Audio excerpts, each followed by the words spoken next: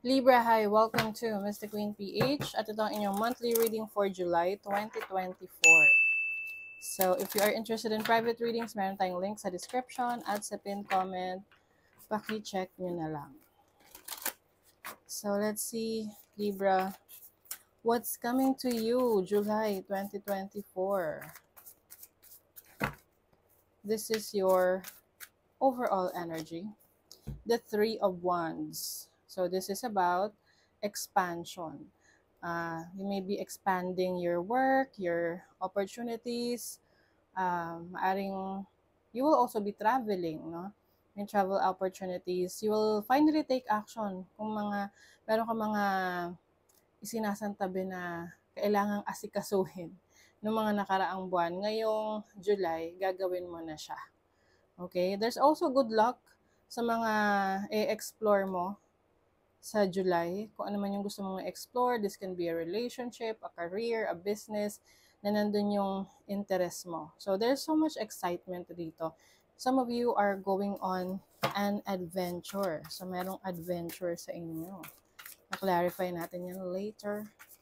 Let's see your possible challenge. Ano yung possible challenge? You have the Queen of Wands. So, as a challenge, maaring ma-out of focus kayo, no? Lalo na kung maraming mga bagay ang kailangan nyong gawin, asikasuhin. Kumbaga, parang alam mo yung kalat-kalat yung iyong attention, no? So, ang challenge sa'yo kung paano ka magbibigay ng focus, ng attention sa mga bagay na importante at kailangan mo ng asikasuhin ngayong July, no? Lalo na kung ikaw ay magta-travel, so kailangan you have to be prepared sa mga travel mo. And also yung creative talents and skills mo. Maaring may mga pagkakataon na you are feeling overwhelmed, uninspired. So, isipin mo kung ano yung mga bagay na nakakakuha ng attention mo, kung saan ka mas inspired, you know. Kumbaga, hahanap ka ng magiging source of inspiration mo or motivation mo.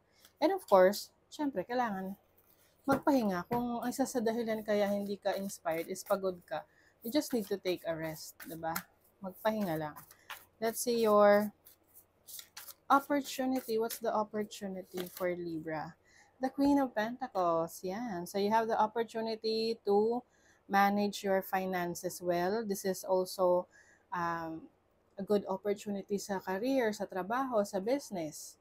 This is financial stability.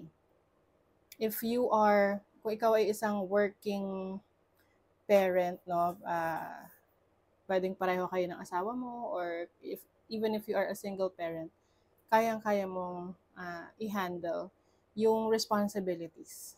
Okay? Let's see your blessing. What is the blessing for Libra ngayong July 2024? The Star. Wow. So, the Star is about inspiration. So, you will be inspired. Okay? May mga times na, yun nga, mawawala ka ng inspiration, parang feeling down, dahil lang yan sa overwhelming na mga nangyayari sa'yo or mangyayari sa'yo ngayong July. But even so, meron kang kakayanan na magawa ng paraan, yung mga kailangan mong ayusin, asikasuhin, solusyonan. And this is also about healing. So, kung iba sa inyo nagkasakit ng mga nakaraan, so ngayong July, tuloy-tuloy ang iyong paghilom.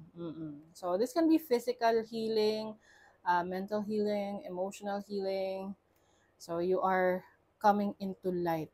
Nagkakaroon ka ulit ng pag-asa, ng inspirasyon na magpatuloy sa buhay.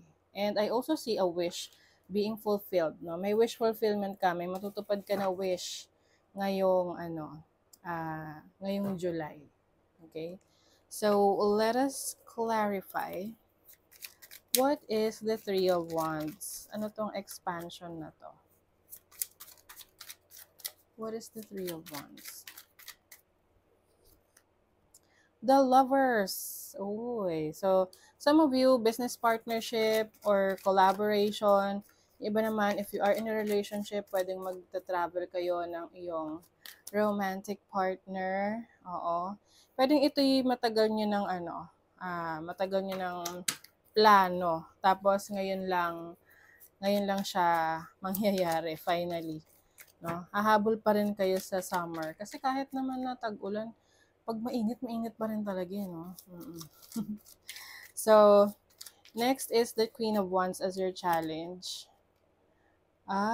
Eight of Swords. So, ayun na nga. Minsan nag-overthink kayo.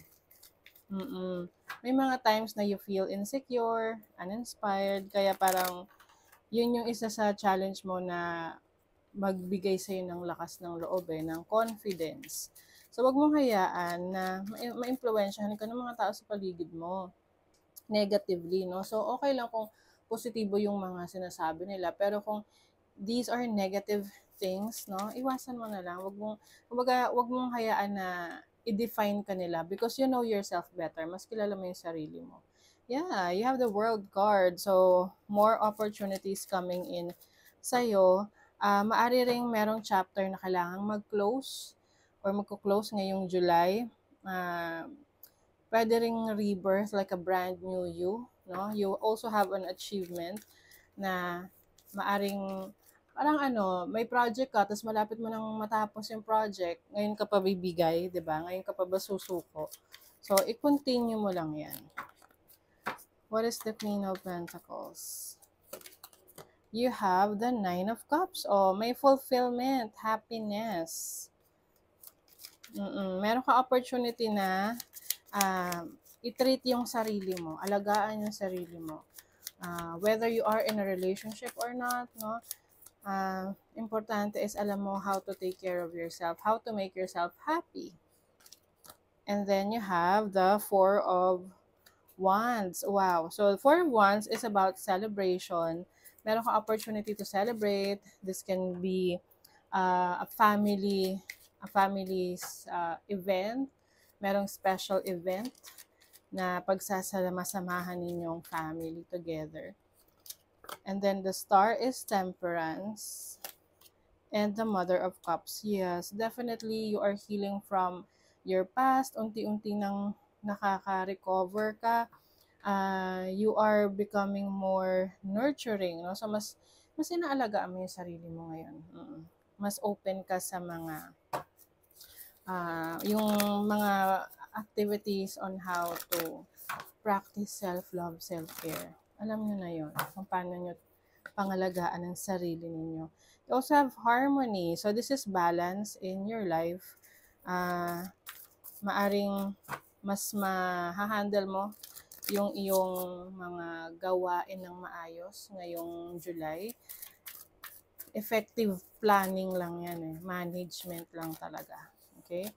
You have harvest. So merong good harvest for you ngayong July. So yung mga pinaghirapan mo, in-effortan mo, trinabaho mo, ngayong July makikita mo na yung resulta niyan. So this can be sa mga investments mo or even sa effort na binibigay mo para sa sarili mo to be a better version of yourself. Wow. So you also have passion. Very passionate ka sa mga relationships mo, connections mo, friendships, or even sa iyong creative talents and skills. So I think you will bring more passion into your life ngayong July. Let's see what else. You have practice compassion, see things from a fresh perspective. Yes. So mas magiging malawak yung pananaw mo sa buhay, no? Mas mabilis kang makaunawa sa nararamdaman ng iba, yung point of view ng iba. Iiwasan mo maging judgmental because you will still give the benefit of the doubt sa isang tao.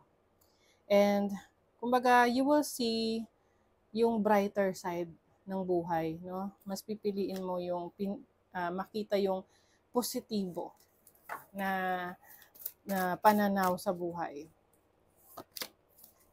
Listen with your heart. So I think pwedeng merong taong mag-open up sa inyo ng nararamdaman niya. This can be romantic or friends, magko-confide sa'yo. But importante rin na marunong kang makinig, no? Na hindi lang laging ikaw yung nagsasalita, but also you are willing to just listen. Kasi may mga tao na hindi naman talaga nila kailangan ng advice. Kailangan lang nila na meron taong makikinig sa kanila, na makakaintindi sa kanilang pinagdadaanan. Okay. This is not your practice, life decides. So what is your inner voice telling you about the dream in your heart? Yes. So maaring meron ka ring major decision na kailangan mo na talagang gawin. This may be related to your creative works, no? Yung mga plans mo. Ano raw yung sinasabi ng inner voice mo? So yun yung pipiliin mo. Okay? So that is your reading, Debra. Thank you so much. Bye.